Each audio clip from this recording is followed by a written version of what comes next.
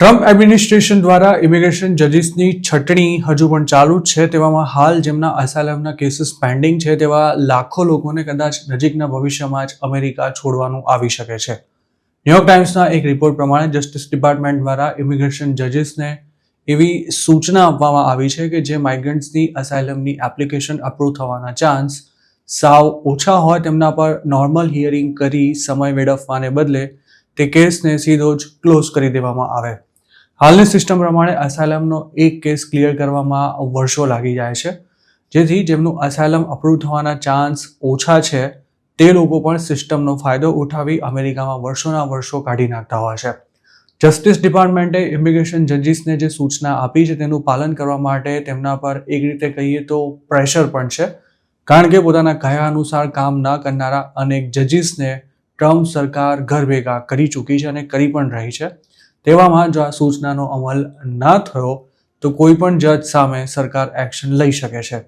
આમ તો આ બાબત એપ્રિલ મહિનાની 11મી તારીખથી જ અમલી બની ચૂકી છે, જેમાં સ્પષ્ટ શબ્દોમાં જણાવાયું છે કે જે ઇમિગ્રન્ટ પાસે તેના અસાયલમના દાવાને સપોર્ટ કરતા કોઈ પુરાવા જ નથી તેમના કેસમાં હિયરિંગ કરવાની પણ કોઈ જરૂર નથી.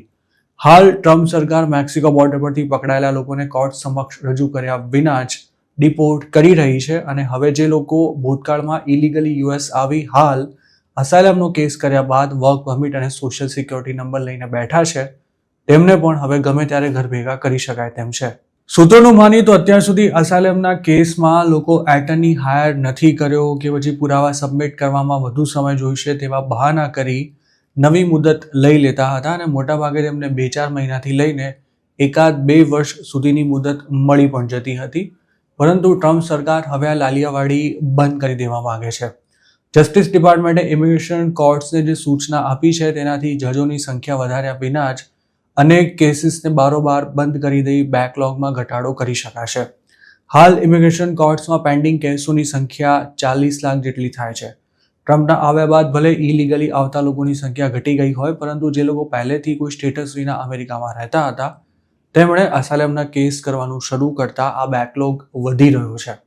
ઇમિગ્રેશન કોર્ટ્સના કામકાજ પર નજર રાખતી એક્ઝિક્યુટિવ ઓફિસ ફોર ઇમિગ્રેશન રિવ્યુના એક્ટિંગ ડાયરેક્ટર સરસે ઓવાને આ અંગે ઇસ્યુ કરેલા એક મેમોમાં એવું જણાવ્યું હતું કે કોર્ટ્સે પોતાની સમક્ષ પેન્ડિંગ રહેલા કેસોનું કાર્યક્ષમતાપૂર્વક સંચાલન કરવું અને હાલ જે બેકલોગ સર્જાયો છે તે દર્શાવે છે કે ખરેખર આમ નથી થઈ રહ્યું.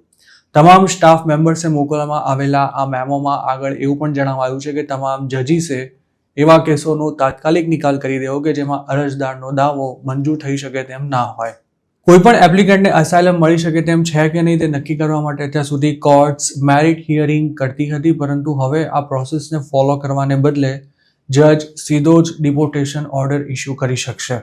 કોઈ પણ ઇમિગ્રન્ટ અમેરિકામાં રહી શકે તેમ છે કે નહીં તે નક્કી કરવાની ઇમિગ્રેશન જજને સત્તા મળેલી છે અને આ જજીસ જસ્ટિસ ડિપાર્ટમેન્ટ હેઠળ કામ કરે છે, તેમજ તેમની કાર્યપદ્ધતિ ફેડરલ કોર્ટ્સ કરતાં અલગ હોવાથી તેઓ સ્વતંત્ર રીતે કામ નથી કરી શકતા, તેમજ DOJ એટલે કે ડિપાર્ટમેન્ટ ઓફ જસ્ટિસ દ્વારા અપાયેલી સૂચનાનું પાલન કરવા માટે દરેક ઇમિગ્રેશન જજીસ બંધાયેલા છે. ટ્રમ્પ સરકાર જે સ્કેલ પર માસ ડિપોર્ટેશન કરવા માંગે છે તેમાં તેને કાયદાકીય બાબતો જ નડતરરૂપ બની રહી છે, જેમાં ખાસ તો અસાયલમનો કેસ કરનારા ઇમિગ્રન્ટ્સને ડિપોર્ટેશન સામે મળેલું પ્રોટેક્શન છે. જ્યાં સુધી તેમનો કેસ પૂરો ના થાય ત્યાં સુધી સરકાર તેમને ડિપોર્ટ નથી કરી શકતી અને મોટાભાગના કેસમાં તેમાં વર્ષો નીકળી જતા હોય છે. જોકે ડિપોર્ટેશનની પ્રોસેસને વધુ સરળ બનાવવા માટે હવે અમેરિકાની સરકાર ઇમિગ્રેશન કોર્ટ્સમાં થતી કાર્યવાહીને જ કટ શોર્ટ કરી દેવા માંગે છે. અસાયલમનો કેસ કરનારા ઇમિગ્રન્ટે જજ સમક્ષ સાબિત કરવાનું હોય છે કે જો તેને પોતાની હોમ કન્ટ્રીમાં પાછો મોકલવામાં આવશે તો તેના પર કોઈ ખોટા કેસમાં કાર્યવાહી થઈ શકે છે કે પછી ધાર્મિક, સામાજિક અથવા રાજકીય ભેદભાવને કારણે તેના જીવ પર જોખમ છે. એક્સપર્ટ્સનું માનીએ તો હવે ઇમિગ્રેશન જજને અસાયલમના કોઈ પણ કેસમાં જરા સરખો પણ ડાઉટ હશે તો પણ તે હિયરિંગ કર્યા વિના જ સીધો ડિપોર્ટેશન ઓર્ડર ઇસ્યુ કરી દેશે. જોકે તેની સીધી અસર ખોટી સ્ટોરીઝ રજૂ કરીને અસાયલમ માંગનારા ગુજરાતીઓ પર પડી શકે છે, કારણ કે મોટાભાગના લોકોએ એક જેવી જ સ્ટોરી કહીને અસાયલમના કેસ કરેલા છે, જેમાં તેમણે સત્તા પક્ષથી પોતાના જીવને જોખમ હોવાની વાર્તા કરી છે. જોકે 2,500 શબ્દોની સ્ટોરી આપનારા આ લોકો પાસે પોતાના દાવાને સાચો સાબિત કરવા માટે કોઈ પ્રકારના પુરાવા જ નથી હોતા, જેથી તેમના કેસ ટકી શકવા પણ મુશ્કેલ છે.